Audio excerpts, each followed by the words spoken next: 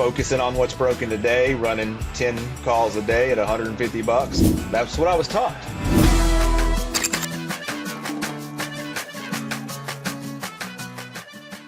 Welcome back to Cracking the Code. I'm your host, David Holt. Please subscribe, like, comment, and share this episode so you can join us as we help the HVAC industry be better tomorrow than it is today. In this special series, we're introducing you to the people behind the coaching program at Contractor University. One of the biggest challenges many contractors face isn't technical, it's financial. Pricing work properly, understanding margins, building a profitable business, those are all areas where many owners were never formally trained.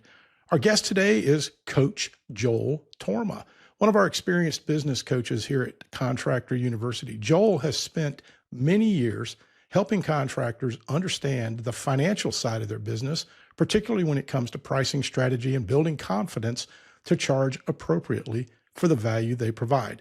Joel has helped many contractors gain clarity around their numbers and developed pricing structures that allow them to grow profitable companies. So let's get to it. Hey, Joel, thanks for joining us today. Good afternoon, boss. Glad to be here. Excited. Don't be calling me boss, man. We're on the same team. We're just coworkers, man. It's all good. Listen, man, I want to start off with number one, glad to have you on Cracking the Code, but I want you to tell us a little bit about your journey in HVAC. Where did it all get started? Well, my journey started probably when I was born, because I was kind of born into this industry.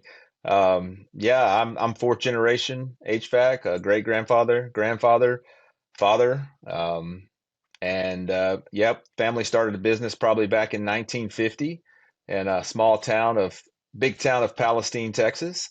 We were the only contractor in town at that time. So it was, we had the monopoly on the business there. But yeah, we ran that business up until about 2005 and sold that business. And kind of went off on my own for a little while and then got into coaching. So been doing this for quite a while.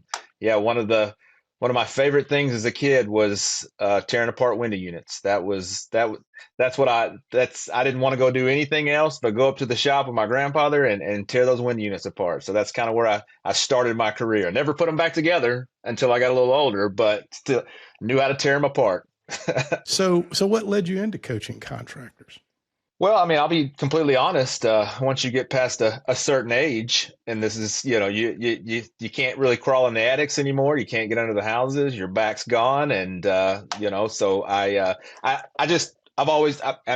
know this is weird to say, but I have a passion for this industry. It's really taken care of my family and for many, many years, and I've seen the good, the bad, the ugly of everything you can see, and so I feel like I like to coach on experience. I like to train on experience. That's the kind of things that I think are very valuable to this industry. And so I've seen my growing up, my family do a lot of bad things and in business and do a lot of great things. So, that's one of the things I've always wanted to do was help people. That's just something that I love doing. And this is something I can really continue working on my passion and help people. So that's kind of how I got into it. That experience goes a long way. And that's one of the things I love about what we do with Contractor University is we have the ability to share life experience in the trenches that we have and that we've learned from others and help people avoid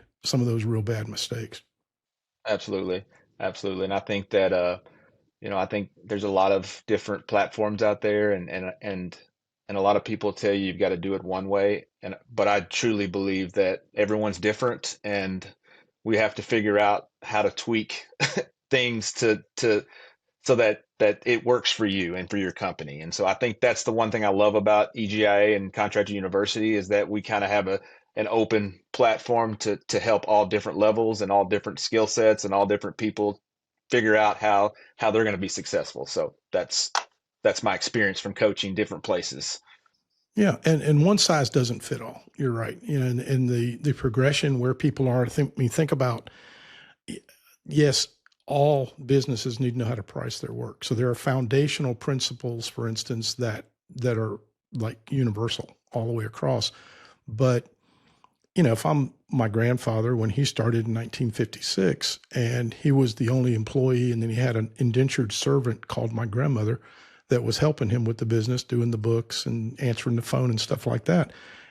Yeah, they probably at that point don't need an employee manual, right? A personnel manual.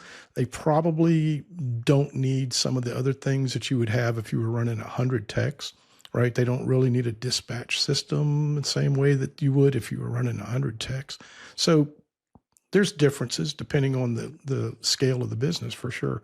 So looking back on your career, what are one or two lessons that really shaped how you think about running a contracting business, and what your advice to contractors is as a coach? I'm going to say change. That's the key word to everything, because I think most people in this industry were taught by people from the past, the older generation, and very successful, but yeah, exactly. But Me, time, yeah, the older generation. well, yes, and things progress, things change, and so we have to keep up with, the new ways that are going to make these business successful nowadays. And so I think that being able to change and get on board and try something new is the key. And I live that firsthand, because I was taught by my father and grandfather to the only thing that was important was to get the customer up and running, and that's it. So focusing on what's broken today, running 10 calls a day at $150, that's what I was taught.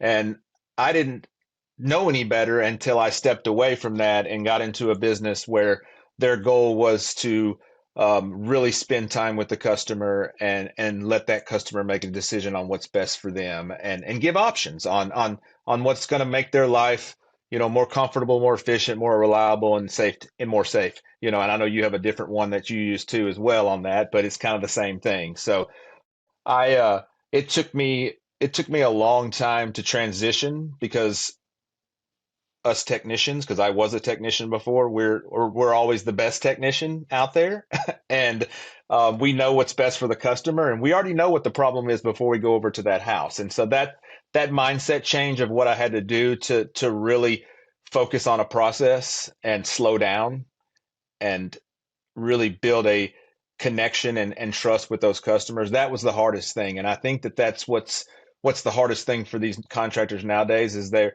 stuck in their old ways, and it's easy, and they feel comfortable, and they don't want to change. And it's because it's not easy to change. No, it is a difficult thing. That's human nature, isn't it?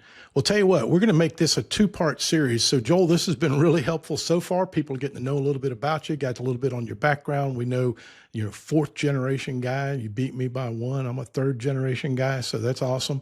Thanks for sharing your perspective with us on this stuff. And for those listening, if you're part of Contractor University, coaches like Joel are available to help you think through pricing, profitability, and the financial side of your business without a doubt, plus a whole lot more. So check it out at mycontractoruniversity.com. Joel, thanks again for joining us today. We're going to have you right back and talk a little bit more about some of those details. So thanks to everyone listening to Cracking the Code, where we make HVAC business fun, simple, and stress-free. Don't forget to subscribe, comment, like, and share this episode. And until next time, keep on cracking.